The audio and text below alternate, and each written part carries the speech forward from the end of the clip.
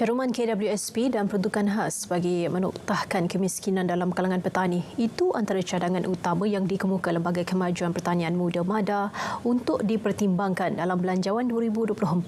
Wartawan Fakhrul Razi Ismail ada laporannya. Menurut Pengerusi MADA Datuk Dr. Ismail Saleh, saranan caruman simpanan bersama antara petani dan kerajaan seperti skim KWSP bagi menjamin hari tua golongan tersebut. Mekanisme dan jumlah caruman boleh ditentukan berdasarkan jumlah pengeluaran hasil padi. Mungkin dalam bentuk pengeluaran per tan. Jadi satu tan berapa sumbangan dia dan sumbangan kerajaan pula berapa. Jadi maknanya setiap pengeluaran yang dibuat oleh peladang-peladang tadi, dia ada satu jumlah simpanan. Jadi kalau simpanan ini ada setiap masa, sudah tentu pada beberapa tahun selepas itu satu jumlah simpanan yang sekurang-kurangnya apabila sampai tempoh 60 tahun contohnya dia ataupun 50 tahun dia telah ada satu simpanan untuk jaminan di hari tua mereka. MADA turut berharap bantuan tunai pesawah RM200 sebulan selama 3 bulan yang diperkenal Kementerian Pertanian dan Keterjaminan Makanan dapat diteruskan bagi memastikan kesejahteraan pesawah. Ini pula harapan golongan petani yang mengharapkan sesuatu yang lebih baik dalam Belanjawan 2024. Di kawasan Kuala Kedah ni, last habis bulan Januari, bulan Februari lepas, dan sekarang bulan September dan Oktober baru harvest kali kedua. Dalam tempoh 8 bulan tu, petani tak dapat hasil. Kan?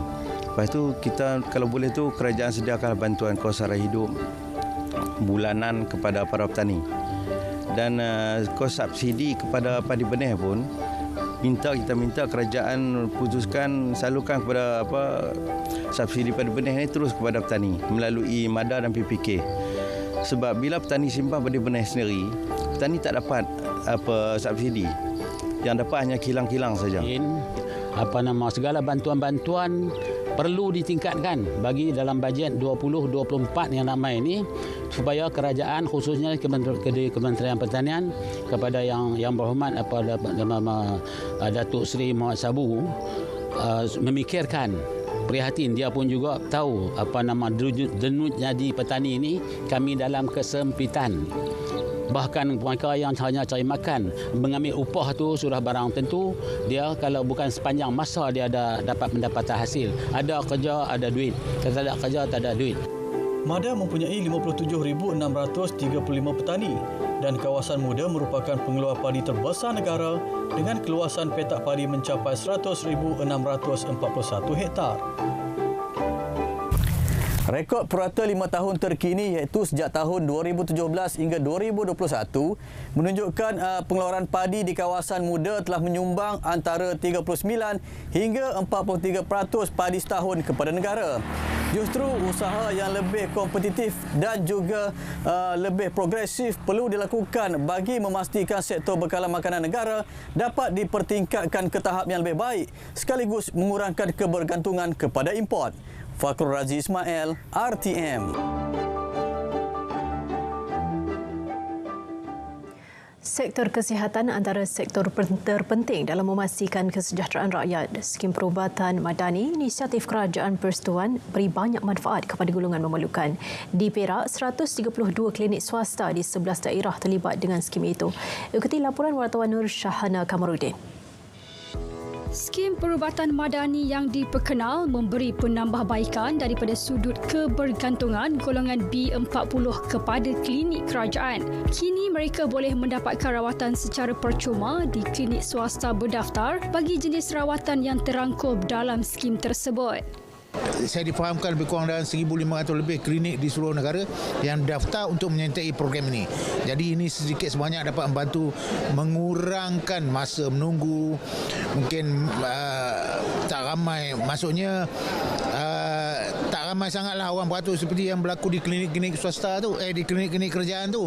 Cuma saya harap kalau mungkin boleh diperluaskan sikit pada orang yang dia nak masuk M40, dia M40 tapi dia dah hujung-hujung B40 tu, tapi dia tak layak untuk terima bantuan kan. Jadi mungkin kalau boleh diperluaskan lagi, lebih banyak orang dapat menikmati kemudahan macam ni. Tapi memang baguslah, ada kan, senang untuk orang. Menyasarkan kepada penerima bantuan sara hidup BSH, skim perubatan madani jelas membantu semua lapisan masyarakat. Memberi peluang kepada golongan-golongan terutama B40 ni untuk dapat kemudahan kesihatan dengan lebih baik. Misalnya saya sendiri pun ada guna juga skim perubatan madani ini untuk kategori bujang yang berharga RM75 tu. Jadi saya rasa bagi golongan-golongan khususnya yang tidak ada insurans, yang pekerja swasta dan sebagainya, bagi saya ianya sangat bermanfaat. Pengurusi Persatuan Perubatan Malaysia MMA Cawangan Perak, Dr. Syureh Subramaniam, memberi cadangan agar skim penyakit lain turut disenaraikan dalam skim tersebut. Apa yang kita minta dalam skim perubatan madani pada masa sekarang, dalam skim perubatan madani ini hanya terfokus pada penyakit-penyakit acute primary care problems. Jadi kalau kita lihat di Malaysia ini, kebanyakan kematian berlaku disebabkan oleh non-contagious diseases. So kita harap NCD ini dimasukkan dalam list rawatan SPM lah, skim perubatan madani. Beliau berharap lebih banyak penyertaan klinik swasta menerusi skim ini ke arah jalinan kerjasama sektor awam dan swasta demi manfaat rakyat. Kita nak buat SPM, kita buat sebab kita ada public-private partnership. So yang private itu di Malaysia lebih kurang ada 13,000 GP clinics. Dan kita harap kita harap kita turut sertakan lagi ramai private clinics dalam membantu mengurangkan kesesakan di hospital, dan jumlah penyakit pun daripada acute primary care kita include NCD, means lagi ramai boleh mendapat manfaat daripada skim perubatan madani. Laporan Nur Syahana Kamarudin, RTM. Program Kita Madani harus diperluaskan tanpa mengira fahaman politik. Ia bagi meningkatkan kefahaman dan penghayatan dalam kalangan rakyat, terutama aspek nilai murni berlandaskan 6 tonggak Malaysia Madani ini. Saya rasa tidak masalah sebab ini adalah daripada Jabatan Penerangan. Jadi akan merangkumi semua lah. Tak kira dia fahaman politik macam mana pun. Jadi saya ingat kita boleh saja untuk lakukan program macam ini, dan sambutan seharusnya kita tidak membezakan mana-mana politik dalam satu kawasan. Beliau merasmikan program Kita Madani mewakili Ahli Parlimen Sungai Petani Dr. Taufik Johari di flat Paya Nahu yang turut dimeriahkan skuad Sayang Kedah FM. Laluan di puncak Gunung Jerai bagi kedua-dua hala ditutup sementara pagi tadi untuk membolehkan kerja-kerja mengalihkan trailer terbabas dilakukan. Ketua Polis Daerah Yan, DSP Shahnaz Akhtar Haji memaklumkan ia susulan sebuah trailer yang membawa kren terbabas dan melintangi jalan ketika menuruni Jalan Gunung Jerai. Kejadian berlaku di kilometer 8 Jalan Gunung Jerai kira-kira pukul 9.30 pagi. Pemandu trailer terbabit tersilap mengambil laluan menyebabkan kenderaan dipandunya menggelosor dan melanggar pembahagi jalan. Tiada kecederaan dilaporkan. Saudara, apabila berhadapan maklumat yang boleh mencetuskan ekstremisme, rakyat perlu mengambil kira nilai tabayun, iaitu mencari kesahihan. Ia bagi memastikan sesuatu maklumat yang diterima dapat difahami dengan jelas. Raja Muda Perlis, Tuanku Syed Faizuddin Putra Jamilullah bertitah dalam konteks Islam, individu dituntut untuk melihat kredibiliti maklumat bermula daripada kandungan hingga ke sumber maklumat tersebut. Para ulama perlu turut memainkan peranan dalam usaha mengajar golongan muda cara mengakses maklumat dalam talian dengan bertanggungjawab. Baginda bertitah demikian ketika sesi menghadap 6 Majlis Agama Islam Wilayah Andaman di Trang, Thailand. Berangkat sama Raja Puan Muda Perlis Tuanku Dr. Hajah Lailatul Syahrina Akasha Khalil dan anak dan baginda Sharifah Farah Adriana Jamululail. Majlis Agama Islam dan Adat Istiadat Melayu Perlis, MAIP, sentiasa mengembeling tenaga menyatu padukan ummah sejajar dengan hasrat pertumbuhan segitiga Indonesia, Malaysia, Thailand, IMT-GT serta semangat ASEAN. Ia dilaksanakan melalui program Ummah Wahidah yang merangkumi 6 wilayah Andaman di selatan Thailand. Potensi yang ada pada setiap lapisan masyarakat juga perlu diberikan fokus bagi meningkatkan lagi tahap sosioekonomi ummah. Ini adalah merupakan program yang bermotifkan untuk kita mengangkat tahap kemajuan sosioekonomi umat Islam di wilayah Terang dan juga Perlis. Di samping adalah untuk kita memperteguhkan lagi hubungan jalinan silaturahim termasuk dalam perkara-perkara yang menyentuh tentang soal dakwah, pengurusan umat Islam dan juga yang berkaitan dengan ekonomi dan sudah pasti dalam soal pendidikan. Berkenan hadir Raja Muda Perlis, Tuanku Syed Faizuddin Putra Jamilul Lail menyempurnakan Forum Ummah Wahidah yang berlangsung di Masjid Madinah Al-Islam, Trang, Thailand. Berangkat sama Raja Puan Muda Perlis, Tuanku Dr. Hajah Lailatul Syahrin Akasha Khalil dan anak de baginda Sharifah Farah Adriana Jamilul Lail. 403 orang klien, komuniti dan keluarga dari Agensi Antidadah Kebangsaan AADK Negeri Perlis menyertai Karnival Kelompok Sokongan Kepulihan Keluarga. Karnival ini merupakan salah satu strategi di bawah transformasi rawatan dan pemulihan dalam komuniti yang mensasarkan klien-klien komuniti dan keluarga. Menurut Penolong Pengarah Cawangan Rawatan, Perubatan dan Pemulihan AADK Negeri, Syafiq Ili Nadi Roslan, program ini terus dipergiatkan agar klien dapat mengekalkan pemulihan bersama keluarga.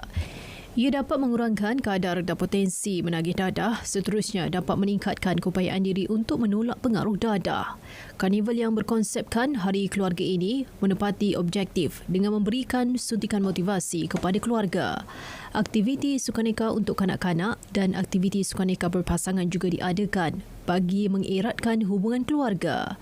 Sekaligus matlamat kekal pulih melalui pengukuhan 9 komponen I Pulih dapat direalisasikan.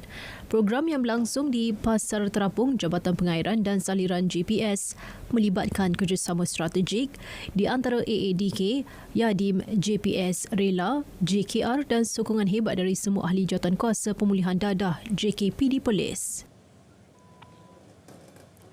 Dana zakat RM545,000 diperuntuk Majlis Agama Islam dan Adat Melayu Perak MAIP khusus untuk bantuan skim biasiswa pelajaran Baitulmal tahun 2023 yang melibatkan 545 pelajar di seluruh Perak. MAIP dalam kenyataan memaklumkan setiap pelajar menerima RM1,000 yang disalurkan kepada akaun pelajar melalui pemantauan sekolah. Penyampaian biasiswa disempurnakan Pengurus Besar Bahagian Agihan Zakat MAIP Rohizan Omar dalam program Seminar Motivasi Pecutan Akhir SPM 2023. Penyampaian kepada penerima baharu melibatkan 305 pelajar tingkatan 4 dan 5 yang hadir pada seminar berkenaan.